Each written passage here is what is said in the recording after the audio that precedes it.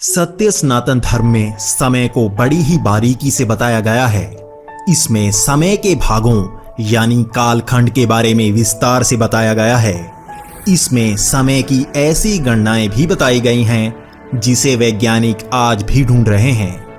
इसी तरह इसमें हमारे ब्रह्मांड के 4 कालखंडों के बारे में बताया गया है जो खुद को बार बार दोहराते हैं। ये 4 भाग हैं सतयुग, त्रेता युग, द्वापर युग और कलयुग। और आज हम आपको सतयुग की जानकारी देने वाले हैं कि कैसा हुआ करता था सतयुग। सतयुग का अर्थ होता है सच्चाई का युग, यानी वो समय जब सच्चाई ही हर तरफ होती है। एक महायुग में 4 युग होते हैं और सतयुग सबसे पहला युग होता है। एक महायुग के अंत में विनाश होता है, उसके बाद दोबारा जीवन का उदय होता है और तब सबसे पहला युग ही सतयुग होता है। सतयुग का कुल समय 17,28,000 साल का होता है। ये युग होता है तप का, सच्चाई का। इस युग की खास बात यह होती है कि जीवन की उत्पत्ति के बाद स्वयं देवता मनुष्यों को शिक्षा देते हैं। इस युग में मनुष्य का मानसिक स्तर उच्च स्तर तक पहुंच जाता है। जिस तरह से आज हम बचपन से ही शिक्षा ग्रहण करते हैं जीवन और भौतिक विज्ञान की, उस समय शिक्षा तप और मानसिकता की होती है। इस युग में इंसान की आयु 10,000 से 1,00,000 साल तक होती है, क्योंकि मनुष्य मानसिक ज्ञान को पा लेता है। इस युग में कोई एक दूसरे से झूठ नहीं बोल पाता, क्योंकि मानसिक ज्ञान पा लेने के बाद हर मनुष्य का दिमाग एक दूसरे से जुड़ जाता है। इसलिए बात करने के लिए बोलने की जरूरत नहीं पड़ती। एक दूसरे का दिमाग पढ़ने वाला मनुष्य झूठ बोल ही नहीं सकता। आप भी एक बार आंखें बंद करके सोचें, ऐसा युग जब झूठ हो ही ना। इसीलिए तो इसे सतयुग कहा जाता है। इस युग में कोई बीमारी नहीं होती, क्योंकि मानसिक स्तर को उच्च स्तर तक पहुंचा लेने वाला मनुष्य बॉडी के सेल्स की पूरी जानकारी रखते हैं, तो कोई वायरस या डिसीज असर नहीं करता। हम आज जानते हैं कि जब कोई वायरस या डिसीज हम पर असर करता है तो हम मेडिसिन लेते हैं, लेकिन वो मेडिसिन बीमारी को खत्म नहीं करती।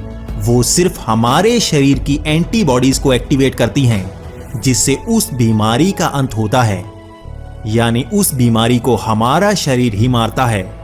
अगर हम अपनी बॉडी और माइंड पर पूरा कंट्रोल कर सकें तो हम हर बीमारी पर जीत पा सकते हैं।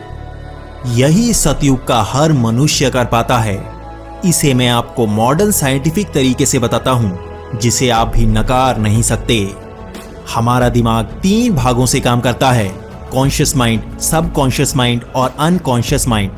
कॉन्शियस माइंड यानी वो हिस्सा जिसे हम चेतना कहते हैं, इसका बॉडी पर पूरा कंट्रोल नहीं होता। सबसे बड़ा काम इस सब कॉन्शियस माइंड और अनकॉन्शियस माइंड का होता है। दिल की धड़कन चलाना या एंटीबॉडीज को बनाना। हम आज इन हिस्सों को डायरेक्टली एक्सेस नहीं कर सकते। हर एक वैज्ञानिक यही कहता है, ऐसा सिर्फ मेडिटेशन से ही किया जा सकता है। मेडिटेशन यानी तप, इसे ही सतयुग के 4 स्तंभों का पहला स्तंभ कहा जाता है।